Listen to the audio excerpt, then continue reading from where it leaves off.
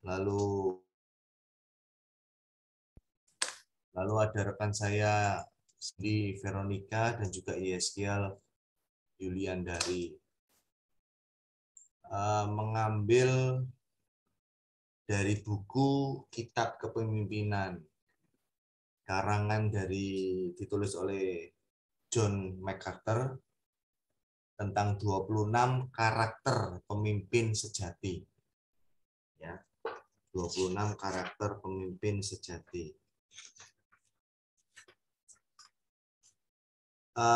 Seorang pemimpin adalah seorang yang memiliki hidup dan karakter sehingga orang lain bisa meneladani kehidupannya. Pemimpin yang baik itu memiliki cara hidup yang benar dan layak untuk diteladani.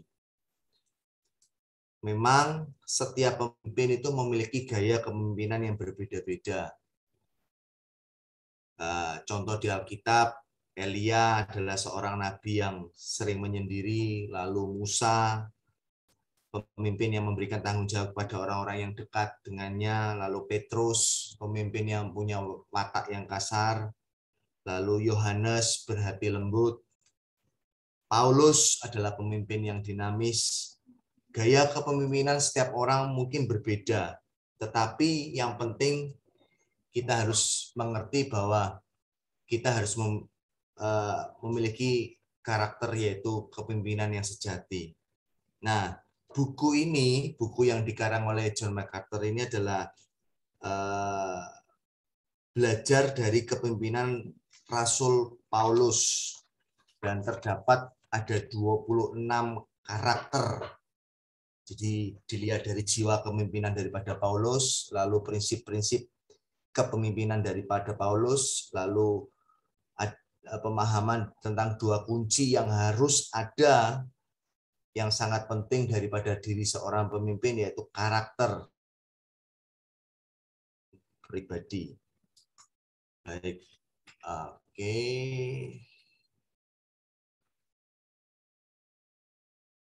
Yang pertama, pemimpin yang sejati itu adalah pemimpin yang dapat dipercaya. Dan ini bicara tentang integritas. Saya mau kasih contoh diri saya sendiri bahwa kira-kira sekitar 4 tahun yang lalu, nama saya itu dipinjam sama teman saya untuk kredit HP. Ya, dengan janji bahwa saya pasti bayar, tidak mungkin aku tidak bayar. Oke, akhirnya saya mengizinkanlah nama saya dipinjam untuk dia bisa kredit HP karena namanya dia sudah blacklist gitu, jadi tidak bisa. Bulan pertama, bulan kedua lancar sampai bulan ke-9 dibayar. Memasuki karena tenor 12 bulan mulai bulat. Sudah mulai tidak bayar bulan ke-10, 11 sampai 12. Pokoknya 3 bulan terakhir tidak bayar. Waktu itu ya teman saya itu waktu itu pakai Home Credit Indonesia, mungkin Pak Freddy tahu ya, sama teman-teman Home Credit Indonesia. Jadi mereka telepon terus menagih. Ya saya tidak mau tahu karena HP itu saya tidak pakai, ya toh saya hanya dipinjam nama pada waktu itu. Saya tidak mau tahu ya, saya angkat ya, saya bilang bahwa bukan saya Pak yang pakai. Nah mereka tidak mau tahu karena nama saya yang tercantum di sana kan. Akhirnya karena mungkin tidak angkat juga sampai akhirnya mereka sudah hands up, tidak pernah telepon lagi. Kira-kira di awal tahun 2021 gereja kami punya tema The Year of Integrity, tahun integritas, tema besar kita. Dan Bapak rohani saya pada waktu itu share sesuatu dari Mazmur 15 ayat yang keempat. Izinkan saya membaca ayat ini. Mazmur 15 ayat yang keempat. Judulnya kan kita tahu perikop itu adalah siapa yang boleh datang kepada Tuhan. Nah, ayat yang keempat, yang memandang hina orang yang tersingkir, tetapi memuliakan orang yang takut akan Tuhan. Nah, bagian ini yang terakhir, kalimat terakhir dari ayat yang keempat dikatakan, yang berpegang pada sumpah walaupun rugi. Nah, kalimat ini ketika dibacakan oleh Bapak Roni saya ketika dia khotbah, itu menyentak di saya dan saya diingatkan dengan peristiwa Home Credit Indonesia ini. Padahal sudah sekitar 4 tahun yang lalu peristiwa itu. Secara saya tidak pakai HP tersebut, ya. Tetapi secara hukum nama saya tercantum. Saya sudah mengiyakan dan mengizinkan nama saya dipakai. Jadi mau tidak mau saya harus bertanggung jawab. Yang berpegang pada sumpah meskipun rugi. Akhirnya karena firman itu merema dalam kehidupan saya ambil inisiatif untuk telepon ke Home Credit Indonesia. Saya cari bagaimana caranya.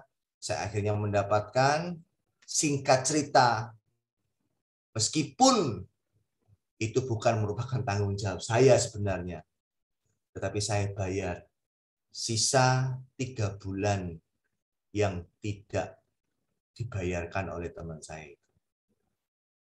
Dan saya belajar poin yang pertama ini. Seorang pemimpin adalah seorang yang dapat dipercaya. Meskipun ya saya pikir saya rugi, tetapi saya harus bertanggung jawab untuk hal tersebut. Itu yang pertama. Lalu yang kedua, karakter seorang pemimpin yang sejati adalah pemimpin yang berani mengambil inisiatif. Di tengah-tengah perjalanan karier, pelayanan, tentunya muncul yang namanya persoalan, masalah, tantangan. Dan kita sebagai seorang pemimpin dituntut untuk mengambil sebuah inisiatif. Contoh yang ketika saya merenungkan poin kedua ini yang terlintas dalam pikiran saya adalah Presiden pertama Indonesia, yaitu Bapak Insinyur Soekarno. Beliau adalah seorang pemimpin yang luar biasa, yang dikenal dengan nama Bung Karno. Berperan besar dalam membentuk negara Indonesia yang berdaulat. Dengan inisiatif yang tinggi, ia mendeklarasikan, memproklamasikan kemerdekaan Indonesia usai Perang Dunia Kedua. Dan di bawah kepemimpinan beliau, Indonesia memiliki fondasi negara yang sangat kuat. Inisiatif yang tinggi itu adalah salah satu karakter yang membuat Bung Karno, Insinyur Soekarno, tercantum sebagai pemimpin yang hebat. Itu yang kedua, seorang pemimpin sejati adalah pemimpin yang berani mengambil inisiatif. Lalu yang ketiga, seorang pemimpin yang sejati adalah pemimpin yang bisa mengambil keputusan yang baik.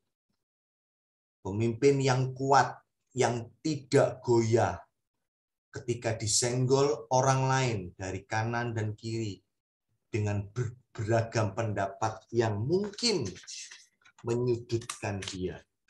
Tetapi seorang pemimpin tidak akan pernah goyah. Lalu yang keempat, seorang pemimpin sejati adalah seorang pemimpin yang berbicara dengan wibawa. Wibawa ini beda dengan sombong. Cara berbicara dengan wibawa itu bicaranya dengan suara yang kuat tetapi punya bobot, ada isinya ketika dia berbicara. Bukan sekedar asal bicara tanpa dasar yang jelas. Seorang pemimpin Kristen, apalagi kita seorang pemimpin dalam penggembalaan kita, adalah seorang pemimpin yang harus percaya dengan keyakinan yang tidak tergoyahkan bahwa firman Allah itu adalah benar adanya. Dan harus menyampaikan keyakinan itu, kebenaran firman Allah dengan penuh keyakinan dan kemantapan. Lalu yang kelima, seorang pemimpin yang sejati adalah pemimpin yang dapat menguatkan orang lain. Sehingga orang yang di bawah dia, yang dipimpin oleh dia, menjadi orang yang lebih baik, lebih kuat, lebih efektif, dan selalu termotivasi. Ada sebuah semangat yang dialirkan, yang ditransferkan ketika seseorang tidak lagi memiliki pengharapan. Yang keenam, seorang pemimpin yang sejati adalah pemimpin yang bersikap optimis dan bersemangat. Yaitu membangkitkan pengharapan yang sebelumnya tidak ada pengharapan, memiliki pengharapan.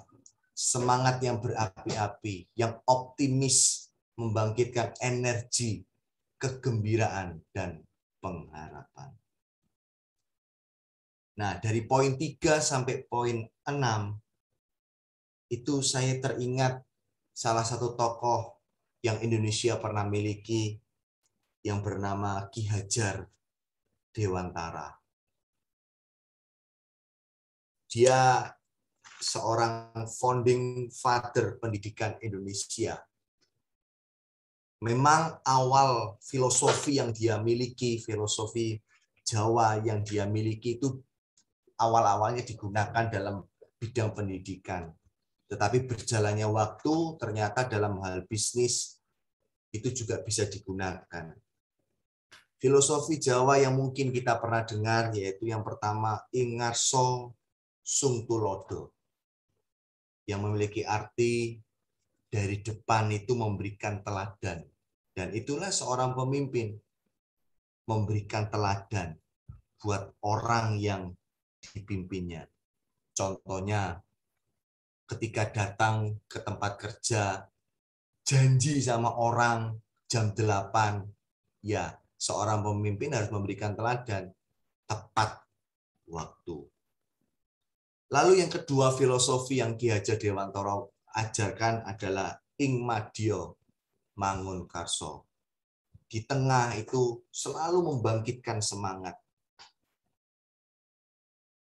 Selalu mengobarkan kegembiraan. Selalu memberikan optimisme kepada orang yang dipimpinnya. Meskipun sang pemimpin itu pada waktu itu ngerti bahwa jalan yang di depannya itu tidak mudah. Jalan yang di depannya itu bukan sesuatu yang mudah untuk dilalui. Tetapi seorang pemimpin itu selalu optimis dan mengobarkan optimisme itu kepada orang yang dipimpinnya. Lalu yang ketiga filosofi Jawa yang diajarkan oleh Ki Hajar Dewantara adalah Tutwuri Handayani. Dari belakang itu selalu memberikan dorongan. Hampir sama dengan yang kedua Ing Madya Mangunkarso. Tutwuri Handayani adalah memberikan motivasi, mendorong setiap orang yang dipimpinnya untuk menjadi pribadi yang lebih baik, untuk menjadi pribadi yang lebih kuat, selalu memotivasi orang-orang yang dipimpinnya. Pemimpin dapat menumbuhkan kepercayaan diri bagi orang yang dipimpinnya. Dan itulah yang harusnya ada dari seorang pemimpin yang sejati. Lalu yang ketujuh, karakter pemimpin sejati adalah pemimpin yang tidak pernah kompromi untuk hal-hal yang bersifat mutlak. Di tengah-tengah krisis, terkadang seorang pemimpin tergoda untuk melakukan kompromi. Apalagi kita tidak boleh melakukan kompromi, apalagi itu hal-hal yang berkaitan dengan sesuatu yang bersifat mutlak. Misalnya moral, etika, kebenaran firman. Itu sesuatu yang mutlak, yang kita tidak boleh kompromi. Dan seorang pemimpin yang sejati itu tidak akan pernah kompromi terhadap hal-hal seperti itu. Contoh, ketika saya merenungkan poin yang ketujuh ini adalah Daniel. Ketika itu, Raja Nebukadnezar memberikan perintah untuk semua orang, rakyatnya, menyembah patung buatan daripada Raja Nebukadnezar. Tetapi Daniel, Sadra, Mesa, dan Abednego memiliki kekokohan. Mereka tidak mau kompromi. Mereka tidak mau menuruti apa yang menjadi perintah daripada Raja Nebukadnezar pada waktu itu. Nah, ini tidak mudah. Di saat semua orang menuruti apa kata raja, tetapi mereka tetap tidak mau melakukannya. Karena yang mereka mau sembah hanya Tuhan Allah saja. Itu yang ketujuh. Lalu yang kedelapan, karakter pemimpin sejati adalah pemimpin yang memusatkan perhatian pada sasaran, bukan halangan. Dia tahu apa yang menjadi goalnya, apa yang menjadi tujuannya. Dalam perjalanannya selalu ada yang namanya halangan, rintangan, tantangan. Fokusnya bukan kepada halangan dan rintangan dan tantangan tersebut, tetapi fokusnya kepada goal dan tujuan tersebut. Dengan segala cara yang pasti, yang cara yang benar, dia akan mengusahakan sedemikian rupa untuk mencapai goal dan tujuan yang menjadi target yang ada di depan dia. Yang terakhir, yang ke-9, yang saya mau share, seorang pemimpin yang sejati adalah pemimpin yang bisa menguatkan dan memberdayakan, bukan memperdaya. Beda tipis. Seorang pemimpin yang sejati adalah seorang pemimpin yang memberdayakan orang lain. Dia tidak akan merasa insecure ketika orang yang ada di bawahnya lebih baik daripada dia. Justru dia bersukacita bahwa ada orang yang lebih hebat daripada dia. Tentunya memberdayakan orang lain itu melalui daripada hidupnya sendiri. Saya rasa itu nanti Cindy dan